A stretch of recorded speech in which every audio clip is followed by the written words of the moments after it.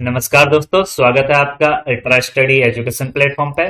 आज हम बात कर रहे हैं 17, 18 और 19 सितंबर में पूछे गए साइंस के न्यूमेरिकल। तो चलिए लेक्चर शुरू करते हैं। आप देख रहे हैं शुभम परगाई के साथ। अगर अभी तक अल्ट्रा स्टडी को सब्सक्राइब नहीं करा है तो please subscribe ultra study. Question number 1। जब 2 किलोग्राम द्रव्यमान वाली वस्तु पर 5 न्यूटन का बल लगाया जाता है तो उत्पन्न होने वाला त्वरण होगा। इस टाइप पहले तो हमें बेसिकली जब भी क्वेश्चन करना होता है साइंस का तो हमें सबसे पहले यूनिट देखनी पड़ती है। यूनिट किस में दे रखी है, कौन से पद्धति में दे रखी है, एसआई में दे रखी है, एमकेएस में या सीजीएस में, सीजीएस में, ठीक है, ये देखना होता है। अगर यूनिट दे रखी है सबकी एक ही या तो एसआई में होनी चाहिए या सीजीएस में होनी चाहिए। हम देख लेते हैं यहाँ पे 2 किलोग्राम और केजी। केजी में किसको मेजर करते हैं? अगर कहीं पर केजी दे रखा है इसका मतलब क्या दे रखा है? ऑब्जेक्ट का मास दे रखा है। वो मास कितना है मतलब किसी चीज में ऑब्जेक्ट कितना है, तो केजी ऐसा यूनिट है। ठीक है सर, हमें केजी तो ऐसे ही कोई दिक्कत नहीं है। उसके बाद 5 न्यूटन का बल। अब न्यूटन भी एक ऐसा यूनिट है किसकी? फोर्स की। तो मास दे रखा है हमें कितना? 2 केजी। बल दे रखा है, फोर्स दे रखा है 5 न्यूटन। अब पूछ क्या रखा है? त्वरण। वैसे तो बहुत ईजी है, जैसे एफ बराबर फॉर्मूला बल बराबर मास इंटू द्रव्यमान इंटू त्वरण। ये तो सबको पता होता है। अब यहाँ पे मास की हमने वैल्यू रख दी सर, ठीक है। एफ बराबर एम की वैल्यू रख दी हमने 2 केजी और सॉरी एम, हाँ एम 2 केजी, ए निकालना है और एफ की वैल्यू रख दी 5। एम की वैल्यू 5, एफ की वैल्यू 5 रख दी तो आंसर आएगा, एम की वैल्यू 5 रखी, आंसर आएगा ए बराबर आ गया। अगर कोई चीज मल्टीप्लाई में हो तो दूसरे दूसरे बराबर की दूसरी साइड जाके डिवाइड हो जाएगी 5/2। तो इसको करोगे तो 2.5 आएगा। ए इजिकल टू 2.5। यह हमारा आंसर आ गया। अब सर ये आंसर है, आंसर सॉरी ये स्क्वायर होगा तो सबका आंसर 2.5 मीटर पर सेकेंड स्क्वायर, मीटर पर सेकेंड, मीटर 25 मीटर पर सेकेंड ऐसे दे रखा है। अब इस डाउट को कैसे क्लियर करना है, इसके लिए हमें क्या करना होता है? यूनिट देखनी होती है। अब यूनिट क्या देखते हैं? जैसे हमें दे रखा है, देखते हैं अलग पेज पे हमें क्या दे रखा है आंसर। मीटर पर सेकेंड में भी दे रखा है, मीटर पर सेकेंड स्क्वायर में भी दे रखा है, ठीक है। अब हमें इसमें देखना है कि कौन सा आंसर सही रहेगा। अब सबसे पहले हमें एक फॉर्मूला पता है सर, फोर्स एफ बराबर एम ए। या तो हमें डायरेक्ट ए की ए का मात्रक पता हो क्या होता है, त्वरण का मात्रक, नहीं तो हम इसको निकाल भी सकते हैं। फोर्स बराबर क्या होता है? मास। द्रव्यमान को किस में मापते हैं? केजी में। और ए का मत त्वरण क्या होता है? त्वरण होता है वेग परिवर्तन की दर। वेग में जो परिवर्तन हो रहा है की दर बट्टे वेग परिवर्तन की दर को समय कहते हैं। दर मतलब नीचे समय आएगा, अगर कहीं पे दर की बात करें तो बट में समय आएगा उसका, ठीक है। तो वेग, वेग को किस में वेग का फॉर्मूला क्या होता है? दूरी बट्टे समय। वेग का अपने आप में दूरी बट्टे समय होगा। दूरी को किस में मेजर करते हैं? लंबाई को मीटर में। मीटर में ही तो लंबाई आती है, मीटर। और समय को हमेशा सेकंड में। तो वेग का हो गया मीटर। अब इसको दिखने में ऐसे लिखें, मीटर इंटू 1/सेकेंड ऐसे लिखें, तभी हम कभी कैलकुलेशन में दिक्कत नहीं आएगी। और वेग के साथ मीटर पर सेकेंड वेग का हो गया, इंटू समय किसके साथ है? 1/सेकेंड है। तो इस यहां से क्या आएगा? ये लाइन है यहां से, ये आएगा मीटर अपॉन सेकेंड का स्क्वायर। सेकेंड आपस में गुणा होकर स्क्वायर हो गया। अब इसको हम ऐसे भी लिख सकते हैं, यहाँ पर कंफ्यूजन हो रहा है, एक मिनट। जैसे ये लिखा है वेग और उसके अपॉन में समय लिखना है ना, हम इसको ऐसे भी लिखते हैं, वेग इंटू 1 इंटू समय, इसको ऐसे भी लिख सकते हैं, ठीक है। इसमें कोई दिक्कत नहीं है, हम ऐसे भी लिख सकते हैं। तो अब हम यहाँ पे देखते हैं, हमारे पास केजी में आ गया और एक का त्वरण, एक की मात्रा क्या है? मीटर पर सेकेंड स्क्वायर, ठीक, ठीक है सर। अब हमें क्या पूछा गया है? आंसर किस में दे रखा है? एक तो मीटर पर सेकंड में दे रखा है और एक मीटर पर सेकंड में दे रखा है। तो देखो फोर्स का तो न्यूटन होता है, सबको पता है, और एक न्यूटन बराबर क्या होता है, केजी मीटर पर सेकंड स्क्वायर। ए का होता है केजी, एम मास का होता है केजी, और ए का होता है मीटर पर सेकंड स्क्वायर। अब हम देखेंगे वहां क्वेश्चन में आंसर, आंसर क्या होगा, आंसर होगा सर ये ऑप्शन नंबर बी, ए 2.5 मीटर पर सेकंड स्क्वायर। आशा करता हूं आपको समझ में आ रही होंगी चीजें। बढ़ते हैं नेक्स्ट क्वेश्चन की तरफ। अगला क्वेश्चन है, किसी मनुष्य का भार पृथ्वी पर 600 न्यूटन है, तब चंद्रमा पर उसका भार कितना होगा। अब जब भी इस टाइप का क्वेश्चन आता है, इससे दो टाइप के क्वेश्चन बनते हैं। कैसे बनते हैं, एक तो पूछ लेगा किसी वस्तु का भार, अगर एक पूछेगा मास के लिए और एक पूछेगा वेट के लिए, ठीक है। अब मास के लिए क्या पूछेगा, दे देगा किसी वस्तु का मास पृथ्वी पर 600 न्यूटन मान लेते हैं, 600 मास केजी में दिया होगा, 600 केजी दिया है, और पूछ लेगा उसका मास मास ऑन मून पे कितना होगा, ठीक है। एक इस टाइप का क्वेश्चन दिया होगा, वेट दे दिया होगा पृथ्वी में, अब 600 न्यूटन। अभी न्यूटन क्यों दिया है, क्योंकि सर भार भार बराबर क्या होता है, भार क्या होता है, गुरुत्वाकर्षण के प्रति आकर्षण। जितना किसी मास पे, मास मतलब कोई चीज किसी पे कितनी भरी है, जितना किसी मास पे ग्रेविटी गुरुत्वाकर्षण आकर्षण लगा रहा है, उसको ही हम कहते हैं भार। तो हमेशा भार बराबर मास इंटू ग्रेविटी, द्रव्यमान इंटू त्वरण होता है भार। किसी भी चीज का भार होगा तो उसका द्रव्यमान और उसका गुरुत्वाकर्षण के प्रति आकर्षण उसका भार होता है। अब हम देखते हैं कि जैसे कि हम नेक्स्ट स्लाइड में एक बार इसको कॉन्सेप्ट समझ लेते हैं। अब कोई भी ऑब्जेक्ट है, उसको यूनिवर्स में कहीं भी ले जाओ, ऑब्जेक्ट को यूनिवर्स में कहीं भी ले जाओ, उसका जो मास होता है ना सर, मास ऑलवेज सेम। अब आप पूछोगे कि तो फिर क्या परिवर्तन होता है, उस मास तो उसका सेम रहेगा, क्योंकि सर कोई ऑब्जेक्ट पड़ा है, कोई ऑब्जेक्ट बना है, उसमें जो चीजें कांस्टेंट, जैसे एक लोहे की गेंद है, तो उसमें लोहे की जो मात्रा है, उसके एटम है, वो तो हमेशा समान रहेंगे ना, वो थोड़ी कम ज्यादा हो सकते हैं, नहीं हो सकते, तो उसका अपना मास तो समान रहेगा। बट मास क्या होता है, कोई चीज कितनी भरी पड़ी है। बट क्या अंतर होगा, अगर हम चंद्रमा पे जा रहे हैं या किसी और ग्रह पे जा रहे हैं, कहीं भी जा रहे हैं, तो उसका क्या होगा, गुरुत्वाकर्षण, जो उसकी वेट, मैंने भार बराबर द्रव्यमान इंटू त्वरण बोला था, तो मास तो सेम है, तो फिर भी वेट में अंतर क्यों आ रहा है, क्योंकि वेट बढ़ रहा है या घट रहा है, क्योंकि उसके गुरुत्वाकर्षण में अंतर हो रहा है, जी में अंतर हो रहा है, इसलिए, ठीक है। तो सपोज हमने देखा वेट, तो जब हम चंद्रमा में जाते हैं ना अर्थ से, जो चंद्रमा का गुरुत्वाकर्षण है, जैसे उस जो चंद्रमा का गुरुत्वाकर्षण है वो पृथ्वी के जी से, जो पृथ्वी का हमारा जी है, उससे क्या है 1/6 गुना है। अब इसका मतलब समझो,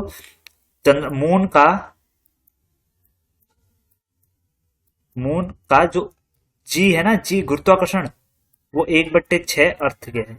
बस इतना ही बात करो। अगर हम पृथ्वी की जी की वैल्यू लिखेंगे, मून का ऐसे निकलेगा। अब मून का निकालना है, मैंने बोला पृथ्वी में गुरुत्वाकर्षण, सपोज पृथ्वी में है जी का मान 18 मान लिया, सपोज, वैसे तो 9.8 होता है, 18 मान लिया, तो मून में क्या होगा सर, यही वैल्यू क्या होगी, 18 की 1/6, ठीक है। तो मून में यही वैल्यू क्या होगी, मून में ये वैल्यू कितनी हो जाएगी सर, 6×3 = 18, 3 हो जाएगी।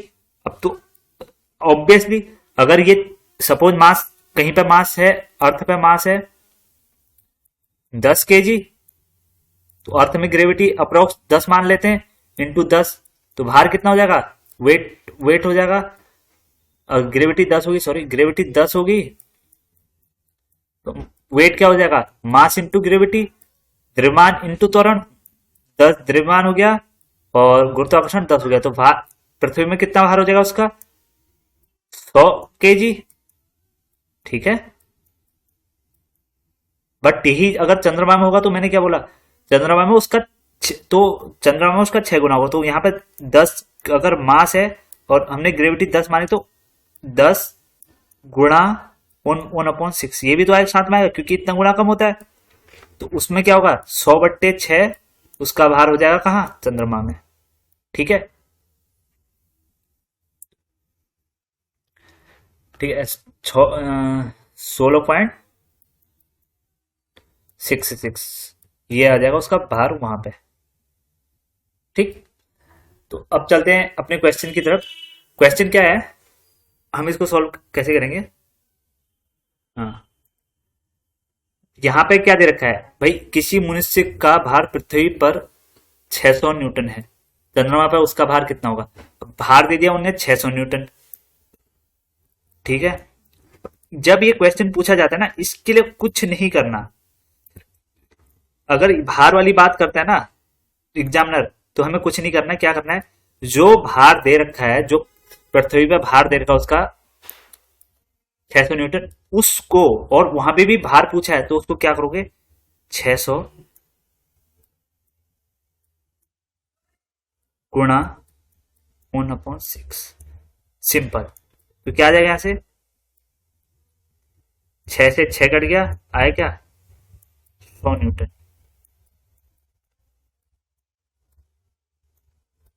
ये क्वेश्चन इस टाइप के होंगे। अगर यही मास पूछ लेगा तो मास हमेशा, मास ऑलवेज इक्वल, मास होगा तो हमेशा समान रहेगा, ये लिखा जाएगा, ठीक है। बढ़ते हैं नेक्स्ट क्वेश्चन की तरफ। नेक्स्ट क्वेश्चन है, अब बात करते हैं इस क्वेश्चन की।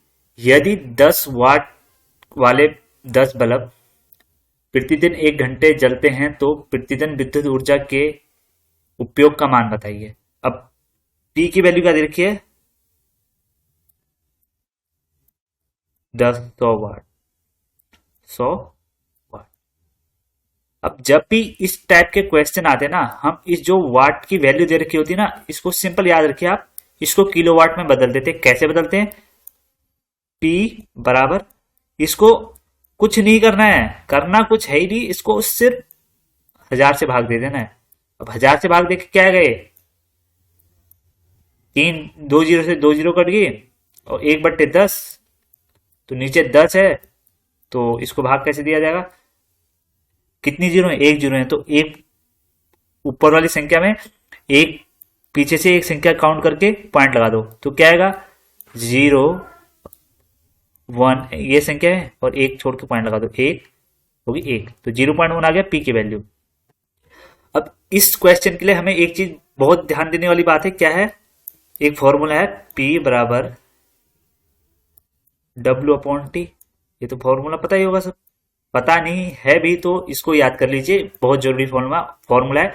और ये आपके 17 तारीख को भी पूछा गया, 18 को भी पूछा गया, और 19 सितंबर को भी पूछा गया क्वेश्चन। बस लैंग्वेज चेंज थी, मतलब लैंग्वेज क्या चेंज होगी इसमें, वैल्यू चेंज थी। P बराबर लिखा है यहाँ पे, अब हमें क्या निकालना है, वॉट, कार्य कितना हो रहा है। W बराबर क्या होगा, फिर यहां से अगर ये कैसे सॉल्व किया जाता है, किसी को यहीं पे भी, इस पे भी डाउट हो जाता है। तो हम जब बराबर होता है ना, और एक साइड फ्रैक्शन वैल्यू हो P/Q के रूप में हो, दूसरी साइड सिर्फ एक ही वैल्यू हो, तो नॉन फ्रैक्शन हो, तो उसको दूसरी साइड एक कर लेते हैं और इसकी क्रॉस मल्टीप्लाई कर देते हैं, और P की गुणा, और वैल्यू ऊपर ही लिखी जाती है, जैसे P इंटू टी लिखा जाएगा यहाँ पे, ठीक है, बराबर W। कोई दिक्कत नहीं होनी चाहिए, हो भी तो आप कमेंट कर सकते हैं। तो यहां पे W बराबर क्या आ गया, P इंटू टी। अब W P क्या है, अभी हमने निकाला 0.1, और अब 0.1 बात ध्यान देने की बात है, हम P 0.1 इंटू 1 कर देंगे तो आंसर सोच देंगे आ गया 1, बट यहां पे है कि 0 पॉइंट, ये तो वाट निकाल दिया, पर ये 10 बल्ब भी तो है, तो इसका मतलब क्या है, 0.1 पावर के 10 बल्ब इंटू 10 बल्ब है ना, इसे एक साथ काम कर रहे हैं, तो ये पूरी पावर आएगी अभी क्वेश्चन में, ठीक है। ए पॉइंट से पॉइंट नीचे ए जीरो आ गई, इस 10 से ये 10 कट गया, तो आंसर क्या है 1। पी की वैल्यू आ गई 1। ठीक है, और यहां पे हम रख देंगे 1।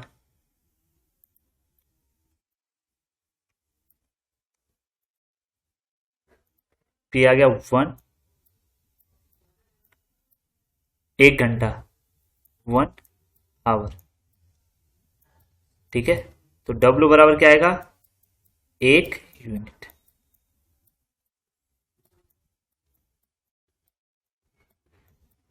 आंसर, आशा करता हूं आपको समझ में आया होगा। बढ़ते हैं नेक्स्ट क्वेश्चन की तरफ। अब हाँ, ये याद रखिए सर, आप कहेंगे एसआई यूनिट, यहाँ पे आपने बोला था सेकंड में, यहाँ घंटा क्यों लिया?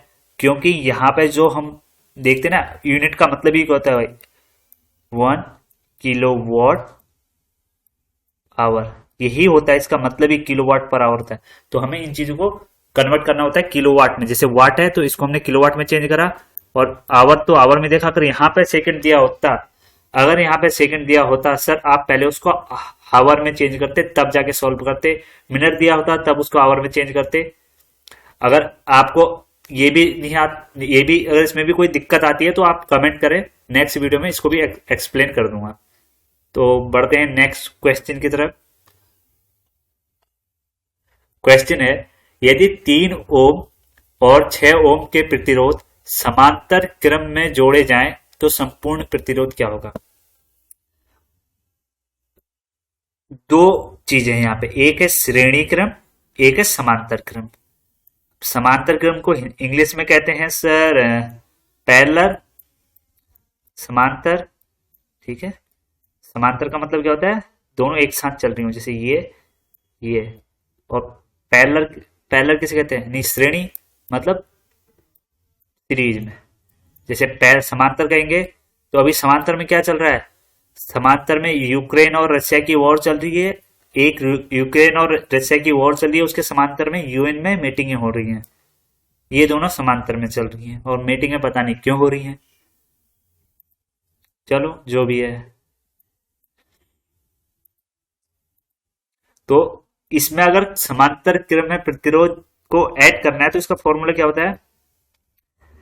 इसका फॉर्मूला आप बिल्कुल कंठस्थ रखिए, 1/R समांतर क्रम की बराबर आर टोटल होगा, टोटल आर निकालने के लिए 1/R बराबर 1/R1। अब कितने भी प्रतिरोध दे रखे हैं, 1/R2 सो ऑन।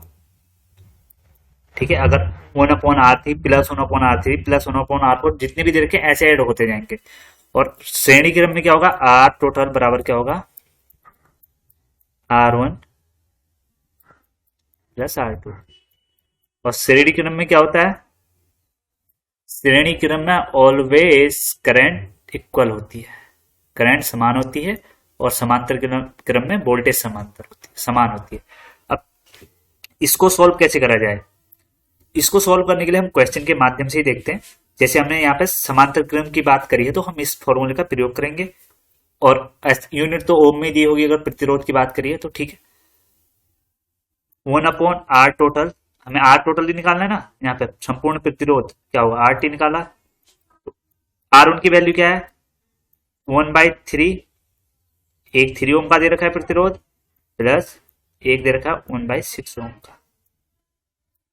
अब जब भी इस टाइप की इक्वेशन बन जाती है और हमें इसमें सॉल्व करने में दिक्कत आती है ना, हमें क्या करना चाहिए, हमें इसकी गुणा यहां कर दो, इसकी गुणा यहां कर दो, इसकी गुणा यहां कर दो, बस, और कुछ भी नहीं करना है। और इसको तो इधर वाले को तो RT तो लिखना भूलना ही नहीं है, इसमें हो जाता है 1/R टोटल। डाउट क्या होता है 6, अब इसकी गुणा करके ऊपर ही आएगा, 6 × 6 और प्लस 3 × 3, और नीचे की आपस में गुणा हो जाएगी, क्या होगा 18। ठीक है सर, ओके। तो अब यहां से आर टोटल निकालेंगे, आर टोटल कितना निकलेगा,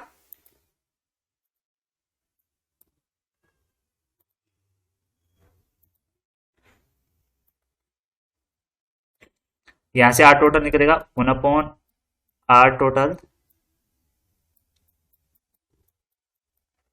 9 अपॉन 18, ये आ गया। 9 का टेबल पढ़िए, 9 1 जा 9, एक बार में चला गया, 9 2 जा 18, तो 1/8 क्या हो गया, 1/2, ये हो गया। अब जब बराबर की बात आती है, ठीक है, जब दो चीजों में बराबर आती है और P/Q के रूप में लिखा है, तो हम क्या करते हैं, उनमें आपस में क्रॉस मल्टीप्लाई करके उसको सॉल्व कर लेते हैं। तो यहां से क्या आएगा, R टोटल आएगा, यहां से आएगा, इसकी गुणा होगी इसके साथ तो यहां आएगा 2, और इसकी गुणा होगी इसके साथ RT आएगा, तो RT बराबर क्या आएगा, 2 ओम। ओम लिखना तो बिल्कुल ना भूलिए सर, ओम तो लिखना है। यूनिट के फिजिक्स या न्यूमेरिकल में यूनिट का ही तो खेल है।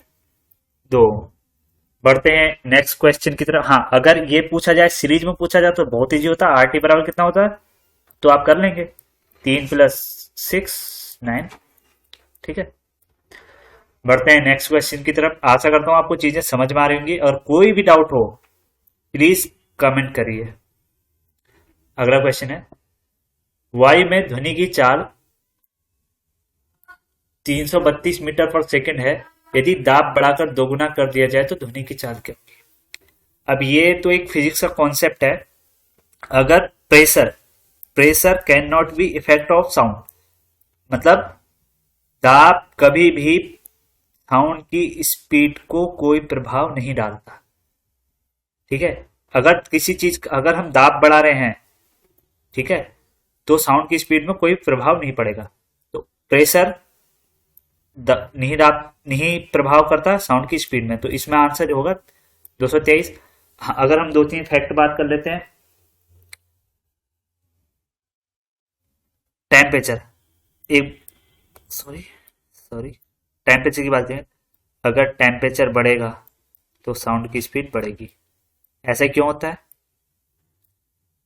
साउंड की स्पीड बढ़ेगी क्योंकि सर टेम्परेचर बढ़ेगा तो क्या होगा, कण गर्म होंगे, कण गर्म होंगे तो क्या होगा, उनकी डेंसिटी कम होगी, डेंसिटी कम होगी तो भार कम होगा, और वो आगे बढ़ेंगे। जैसे पानी गर्म होता है ना, तो जैसे ही पानी के नीचे के मॉलिक्यूल गर्म होते हैं, उनकी डेंसिटी कम होती है, ऊपर चले जाते हैं, ऐसे ही प्रोसेस चलते हैं।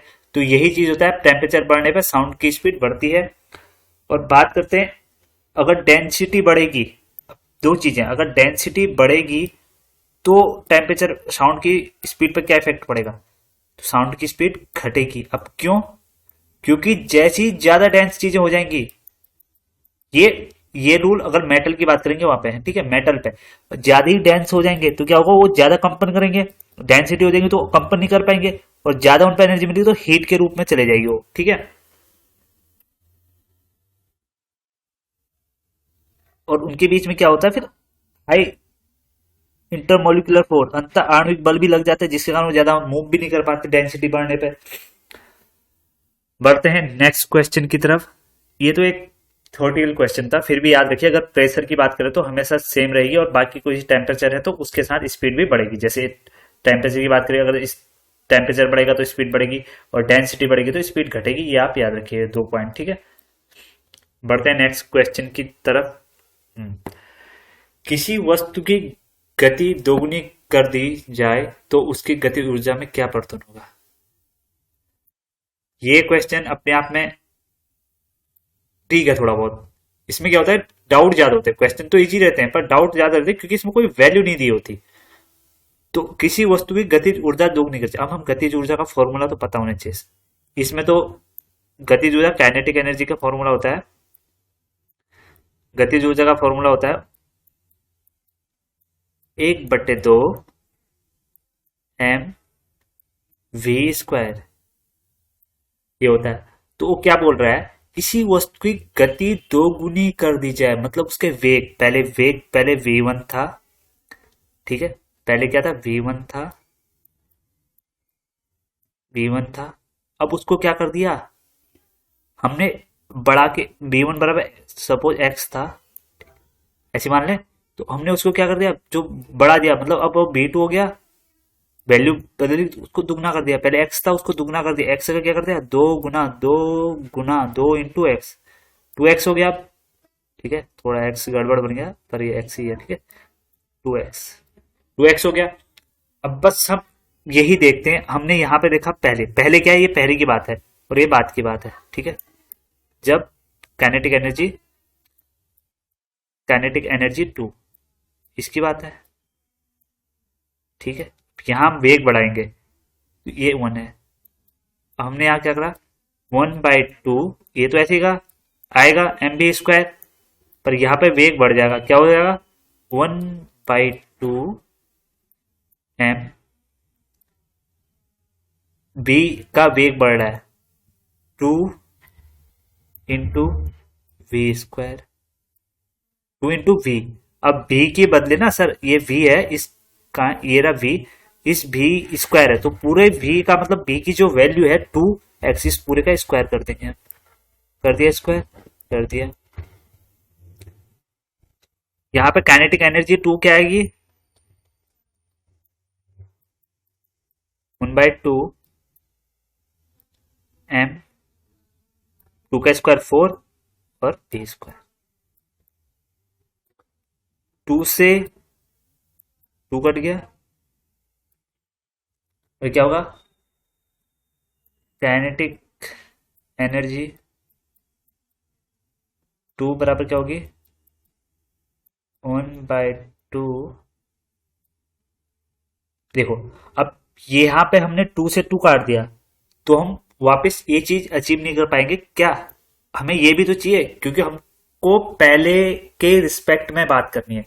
तो हम इस 2 को ना कभी भी, यहाँ पे याद रखिए, इस 2 को कभी भी हम कट नहीं करने वाले। किस 2 को, इस 2 को इस 4 के रिस्पेक्ट में कभी हम कट नहीं करेंगे। क्यों नहीं करेंगे, क्योंकि हम फिर रिस्पेक्ट ही नहीं निकाला। मैं अभी आपको समझाता हूं मैं, ये 2 हो गया और ये 4 हो गया। अगर हमने इस 2 को कट कर दिया ना सर, ये 2, तो हमें किसके रिस्पेक्ट में, किसी वस्तु की गति ऊर्जा 2 गुनी कर दी जाए तो उसकी गति में क्या परिवर्तन होगा, तो पहले के रिस्पेक्ट में हमें वैल्यू निकालनी है, तो पहले की वैल्यू बनानी है, हमें इस इक्वेशन में ये वाली वैल्यू बनानी है, तब जाके हम उस क्वेश्चन को सॉल्व कर पाएंगे इसको। तो सबसे पहले हम देखते, हमारा की पॉइंट है इन चीजों को इस इक्वेशन में निकालना। तो हमने क्या निकाला, 1/2 चाहिए हमें, हाँ सर यहाँ 1/2 है, ये भी निकाल दिया। m चाहिए, m भी है सर, वो भी निकाल दिया, ठीक है, निकाल दिया।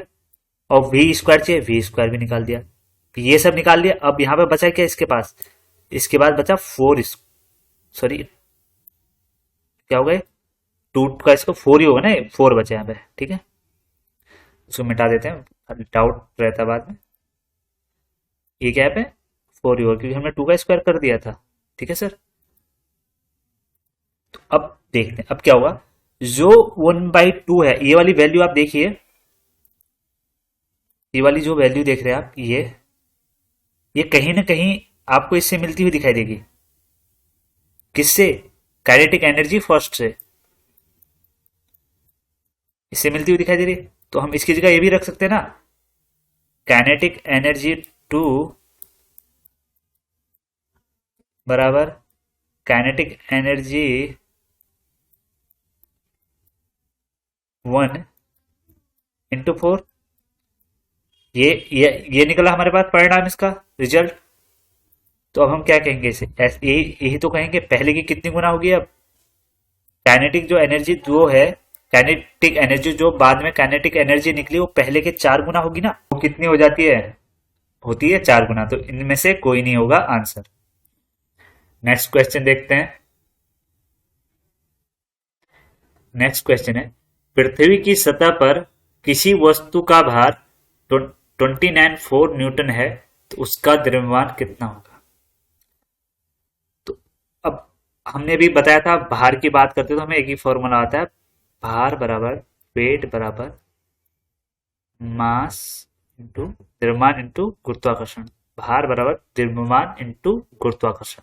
भार क्या देखा है, 29 पॉइंट। अब देखो भार न्यूटन में क्यों दे रखा होगा, क्योंकि गुरुत्वाकर्षण के प्रति आकर्षण होगा, जितना भी फोर्स से खींचेगी उसको ही उसका वेट कहेंगे, तो इसलिए भार हमेशा न्यूटन में दिया होगा, ठीक है। तो भार लिखेंगे 29.4। यूनिट देखना बहुत जरूरी है इसमें, फिजिक्स में यूनिट का ही खेल है सर। और जी का मान होता है 9.8, आपको पता होगा जी बराबर क्या होता है,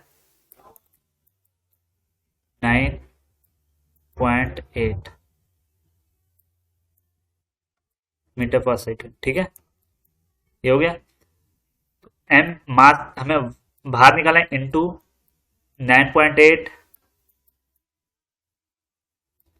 और यहां से अगर आप एम की वैल्यू निकालते हैं तो अगर कोई एम के साथ परिवार में कौन है 9.8 है, वो अपने परिवार छोड़ के जा रहा है और यहाँ गुणा में है, तो वो पूरा उसके जज्बात बदल जाते हैं, वक्त बदल जाता है, हालात बदल जाते हैं। तो वो क्या कहाँ चले जाता है, उसके डिवाइड में चला जाता है। तो एम किसके डिवाइड में चले जाएगा 29.4 के, क्योंकि वहां मल्टीप्लाई में तो वहां डिवाइड में चलेगा 9.8। ठीक है, ये पॉइंट के बाद एक संख्या है, पॉइंट के बाद एक संख्या है, तो पॉइंट से पॉइंट हट गया। तो हमारे पास क्या बचा 29.4 अपॉन 98। ठीक है सर, अब इसको सॉल्व कैसे करें भाई, 98 से कैसे काटेंगे, या तो आप 98 का टेबल पढ़ लो या कुछ आइडिया लगा लो। अब हम देखते हैं यहाँ पे 8 है, तो हमने देखा यूनिट डिजिट, तो 8 की टेबल पढ़ी, 8 एकम 8, 8 दूनी 16, 8 या 24। तो हमने देखा कितने थ्री टाइम में 24 आ रहा है।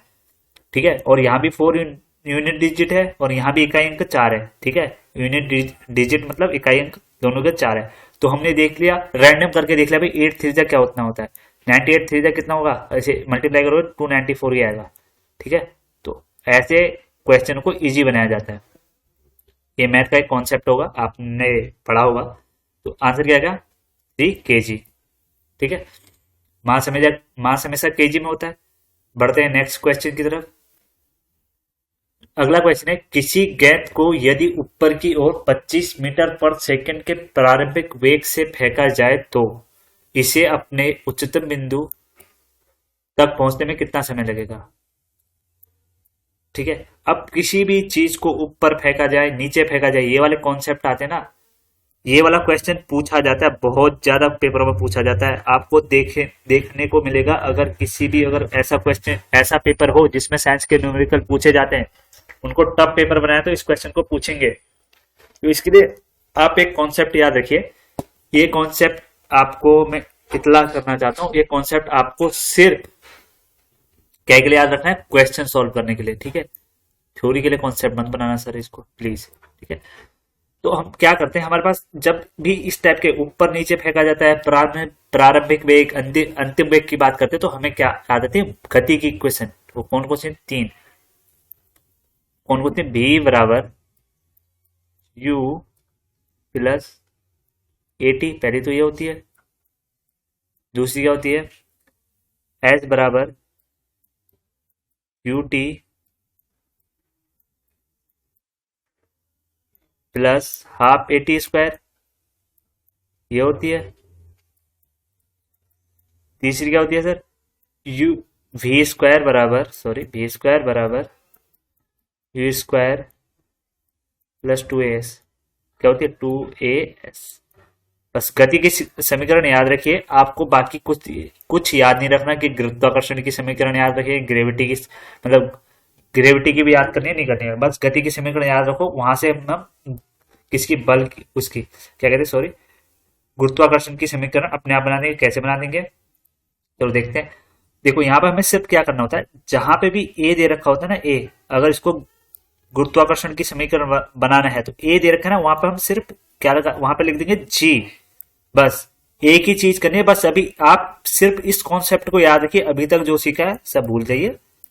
क्या रखना है, अगर गति की समीकरण को गुरुत्वाकर्षण की समीकरण बनाना है तो ए की जगह जी रख देना है, बस। आगे कॉन्सेप्ट है, आगे मैं बताता हूं।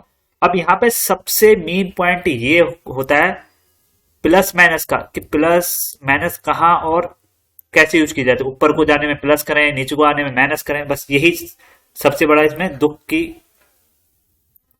घड़ी है। कहते हैं ना, सबसे ज्यादा दुख तो मुझे इसी में है। ठीक है, अब हम यहाँ पे क्या देखते हैं, हमें एक चीज याद रखनी है, जी। अगर हम जी का मान प्रश्न को सॉल्व कर रहे हैं तो हमेशा, चाहे ऊपर जाएं चाहे नीचे जाएं, क्वेश्चन सॉल्व करने जी का मान हमेशा माइनस ही रखेंगे। ये सार्वभौमिक सत्य समझ लीजिए आप, ये तो करना ही करना है, पहला पॉइंट तो याद रख लीजिए।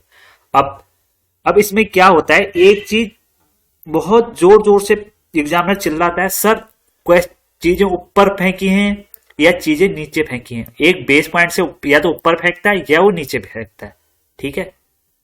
तो जब वो ऊपर फेंकता है तो उस पोजीशन में, उस समय में हम क्या करेंगे, जो वी है, वी मतलब वी को कहते हैं अंतिम वेग।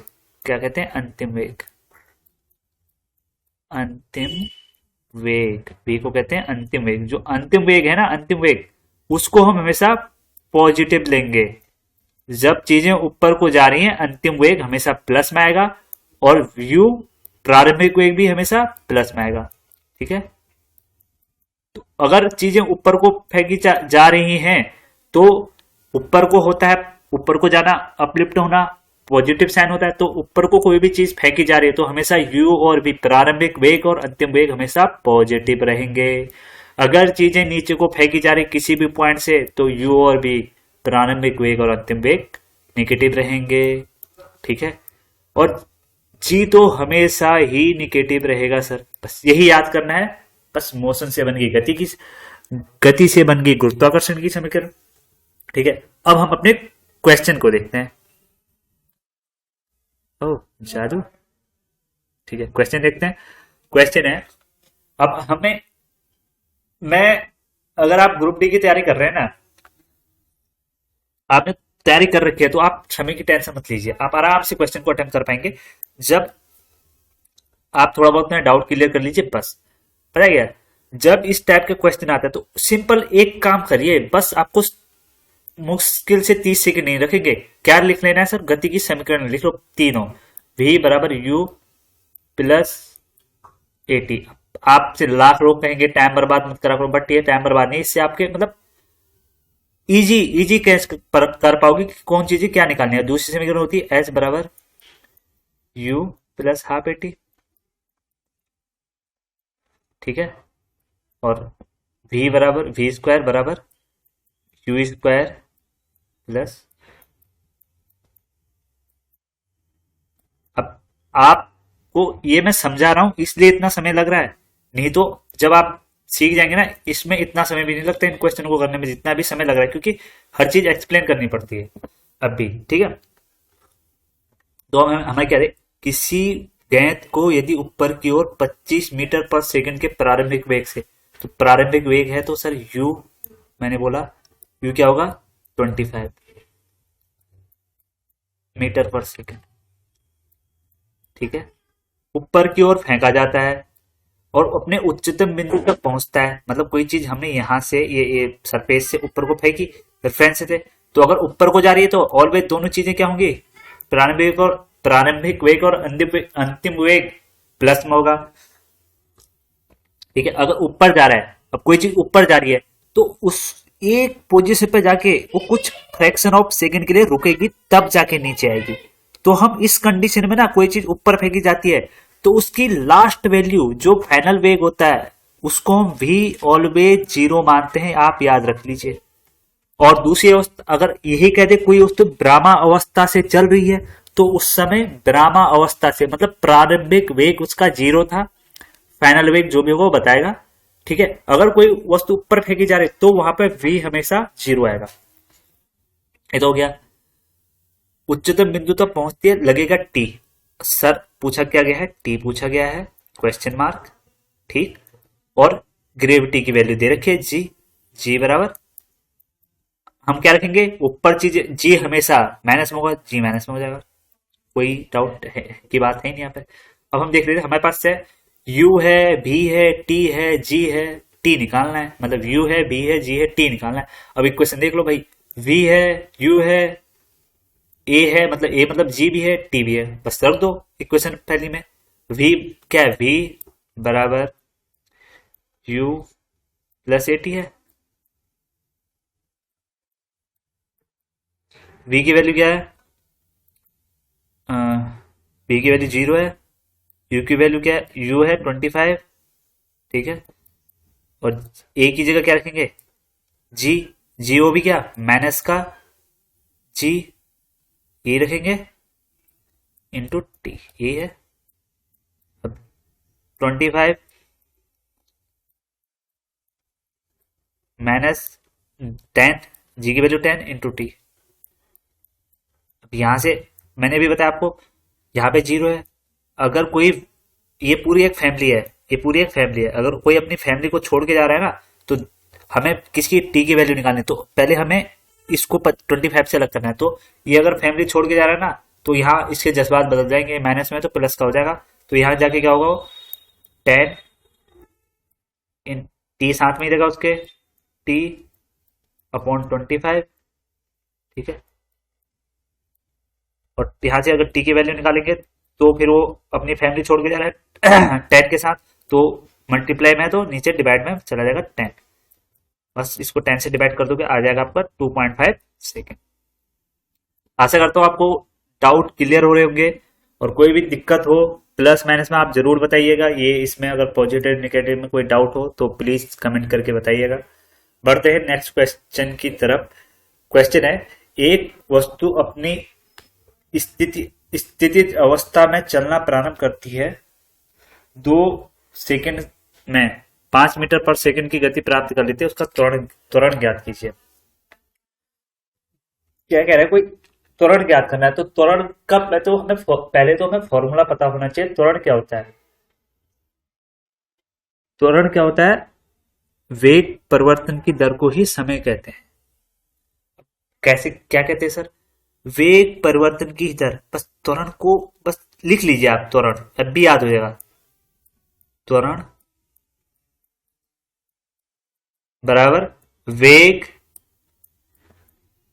परिवर्तन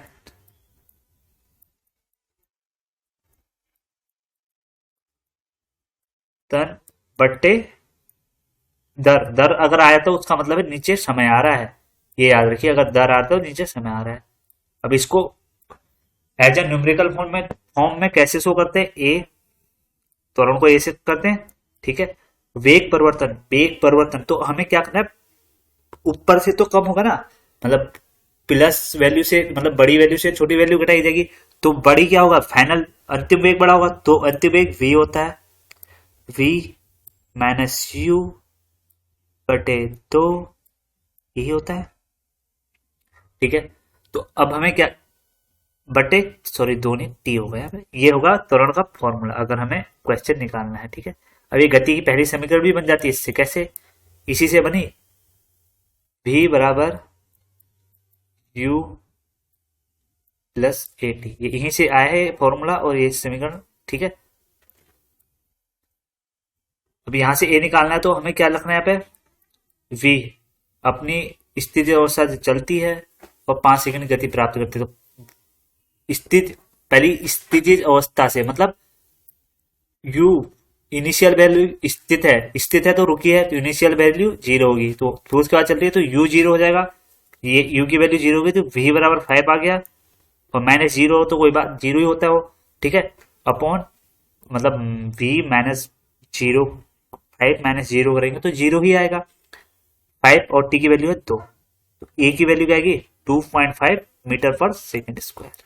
ठीक है, और ग्रेविटी की यूनिट क्या होती है, गुरुत्वाकर्षण की, मीटर पर सेकेंड स्क्वायर। पहले क्वेश्चन में आपको अच्छी तरह एक्सप्लेन कर रखी है। आगे बढ़ते हैं, अगला क्वेश्चन है, 1 केजी की वस्तु 30 मीटर की ऊंचाई से जमीन पर गिराई जाती है, गुरुत्वीय बल द्वारा किया गया कार्य होगा जी बराबर 10। अब ये क्या है, कोई वस्तु ऊपर से नीचे गिराई जा रही है। अब यहाँ पे एक डाउट और आता है सर, मेरे तो आता था, क्या आता है कि वहां भी आप ऊपर से गिराने की बात कर रहे हो, यहां भी कर रहे हो, पर फिर जज्बात कैसे बदल गए। हम यहाँ पे क्या लगाएंगे, यहाँ पे तो हम लगाएंगे कोई चीज ऊपर से गिराई जा रही है, यहाँ रखी है और नीचे को गिराई जा रही है, तो हम यहाँ पे एमजीएच लगाएंगे। एमजीएच क्या होता है, पोटेंशियल एनर्जी। ठीक है, स्थितिज ऊर्जा। एमजीएच क्या होता है, स्थितिज ऊर्जा, स्थितिज ऊर्जा। ठीक है, स्थितिज ऊर्जा कहती है एमजीएच। किसी भी स्थितिज ऊर्जा, स्थिति के कारण उसकी ऊर्जा को का फॉर्मूला होता है पोटेंशियल एनर्जी। इस टाइप के क्वेश्चन में यही प्रयोग की जाती है। अब हम ये सोच रहे हैं कि वहां पे भी ऊपर नीचे गिराने की बात करी थी हमने पिछले क्वेश्चन में, पर यहाँ पे क्यों नहीं सर, वहां पे प्रारंभिक वेग और अंतिम वेग का रोल था, तभी गति और गुरुत्वाकर्षण की बात आई है। यहाँ पे ऐसा कोई रोल नहीं है। ठीक है, तो हमारे पास एनर्जी निकालनी, तो क्योंकि अगर कोई चीज, सपोज कोई चीज यहाँ रखी है और यहाँ से नीचे गिर रही है ना, तो इसका मतलब क्या है, वो यहाँ पे जो रखी है ना उसकी, और जो यहाँ से उसको ऊपर ले जाने पे जो एनर्जी व्यय की गई है वही उसकी पोटेंशियल एनर्जी के रूप में सेव है, और वही एनर्जी नीचे व्यय होगी। अब इसका एग्जांपल समझते हैं, और कोई चीज ऊपर से गिर रही है, कम दूरी से गिरेगी और हमारे ऊपर गिरेगी तो हमें कम चोट लगेगी, और ज्यादा ऊंचाई से गिरेगी तो हमें ज्यादा चोट लगेगी। मतलब उसकी जो एनर्जी होती है ना उसकी स्थिति के कारण होती है, तो वही एनर्जी हमें निकालनी है। तो इसका फॉर्मूला होता है, जो उसका फॉर्मूला होता है mgh।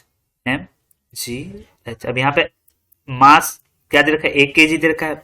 यूनिट केजी, यूनिट जरूर देख लीजिएगा, एक बार नजर घुमा लीजिए, केजी मीटर, ठीक है, कोई दिक्कत नहीं। तो एम की वैल्यू क्या होगी, एम होगा डब्ल्यू बराबर जो कार्य किया गया उसका एम होगा 1 kg, जी होगा सर 10, ठीक, और क्या करा है 30 मीटर, हाइट है 30 मीटर, ठीक है। यही कह रहा है, यहां से 1 kg की वस्तु है, ये हाइट 10, अगर ये हाइट 30 मीटर है, और इसको यहां तक आने में किया गया कार्य, तो डब्ल्यू बराबर क्या आएगा, इसके आपस में गुणा कर दोगे 300 जूल। कार्य का मात्रक जूल होता है 300 जूल। बढ़ते हैं नेक्स्ट क्वेश्चन की तरफ। अगला क्वेश्चन है, 10 kg की वस्तु 5 मीटर पर सेकंड की गतिमान है, वस्तु की गतिज ऊर्जा क्या होगी। अभी आपको गतिज ऊर्जा का फॉर्मूला मैंने लास्ट क्वेश्चन में बताया शायद। अगर काइनेटिक एनर्जी की बात करेंगे तो उसका फॉर्मूला क्या होता है, गतिज ऊर्जा मतलब इंग्लिश में काइनेटिक एनर्जी कहते हैं 1/2 mv², ये होता है गतिज ऊर्जा का। और स्थितिज ऊर्जा का फॉर्मूला आप पूछें पोटेंशियल एनर्जी का, वो क्या होता है 1/2, सॉरी, पोटेंशियल एनर्जी का फॉर्मूला mg, ठीक है, ये याद रखिएगा।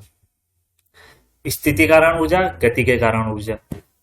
गतिज ऊर्जा पूछा, फॉर्मूले में रख दीजिए सर, काइनेटिक एनर्जी, सब यूनिट देख लीजिए, यूनिट सही है ना, केजी और मीटर पर सेकेंड, ओके। तो 1/2 इंटू मास की वैल्यू क्या है 10, और v की वैल्यू क्या है 5। तो इसको ऐसे लिख लीजिएगा 5 इंटू 5, 5 से ये 2 से 5 टाइम कटा, 5 इंटू 5, 5 इंटू 5 25, 25 5 जा 125, तो आंसर है 125 जूल। बढ़ते हैं नेक्स्ट क्वेश्चन की तरफ। ये इलेक्ट्रिसिटी से क्वेश्चन आ गया, दो प्रतिरोध, एक 20 ओम और 10 ओम एक 6 वोल्ट की बैटरी से श्रेणी में जुड़े हुए हैं, परिपथ में विद्युत प्रवाह होगी। अभी आपको श्रेणी का फॉर्मूला बताया था मैंने, क्या था सर, अगर कोई चीज श्रेणी, अब जैसे ही रेजिस्टेंस ओम आ गया, प्रतिरोध आ गया, विद्युत प्रवाह आ गया, बैटरी आ गया, वोल्टेज आ गया, तो हमारे पास ओम सर का नियम है, क्या है V बराबर आई आर, ये याद आ जाना चाहिए, V बराबर I R, V volt, R current, और V volt, R I current, और आर रेजिस्टेंस, ठीक है। तो यहाँ पे हमें क्या दे रखा है 6 वोल्ट, तो हमें नॉर्मल दे रखा है, रख दिया हमने। आई भी दे रखा, आई ज्ञात करना है, और आर में आप सर आर कौन सा रखें, 20 ओम रखें या 10 ओम रखें। तो हमें अभी आपको थोड़ी देर पहले श्रेणी क्रम का फॉर्मूला बताया ना, जब दो ऐसे आर दे रखे हों तो हमें उसका टोटल रेजिस्टेंस निकाल लेते हैं। तो आर टी क्या होगा, टोटल रेजिस्टेंस, आर टी बराबर होगा सर आपका, श्रेणी क्रम में मैंने क्या बताया R1 प्लस R2 बोला था, जितने भी रेजिस्टेंस होते हैं उनको आपस में जोड़ दो। तो आर टी क्या होगा, आर टी होगा 20 प्लस 10 बराबर क्या होगा, आर टी 30 ओम, वैसे 30 ओम रख दीजिए यहाँ पे, 6 divided by equal to 30, sorry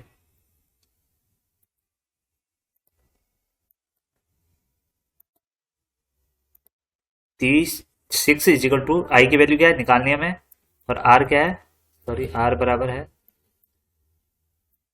30। आई की वैल्यू निकालनी है तो ये मल्टीप्लाई में तो 6 के डिवाइड में चला जाएगा, i बराबर 6/30। अब इसको सिंपल भाग डिवाइड कर दीजिए, i की वैल्यू निकल जाएगी, क्या निकलेगी 0.2। कैसे निकलेगी 6, इसको डिवाइड करना है 30 से, यहाँ 0 लगा दीजिए और पॉइंट लगा दीजिए, यहाँ 0 बढ़ गई, 2 जा 60 हो गया आंसर 2 एम्पियर, 0.2 एम्पियर आ गया आंसर। बढ़ते हैं नेक्स्ट क्वेश्चन की तरफ। तो आज क्लास को ही समाप्त करते हैं। अगर आपको क्लास पसंद आई तो प्लीज चैनल को सब्सक्राइब कर दें और शेयर करें, और आपको और ऐसी ही वीडियो चाहिए तो हमारे चैनल में विजिट करें और हमें कमेंट करके बताएं आपको क्लास अच्छी लगी। हम आपके लिए ऐसी वीडियो लाने का प्रयत्न करेंगे। Thank you so much. मिलते हैं नेक्स्ट लेक्चर के साथ। Do subscribe our channel and shorts देखें जरूर, जिसमें मैं सारे थ्योरेटिकल पोर्शन साइंस का कवर कर रहा हूँ और न्यूमेरिकल चीजें हम आपको ऐसी क्लास लेके बताएंगे। Thank you so much.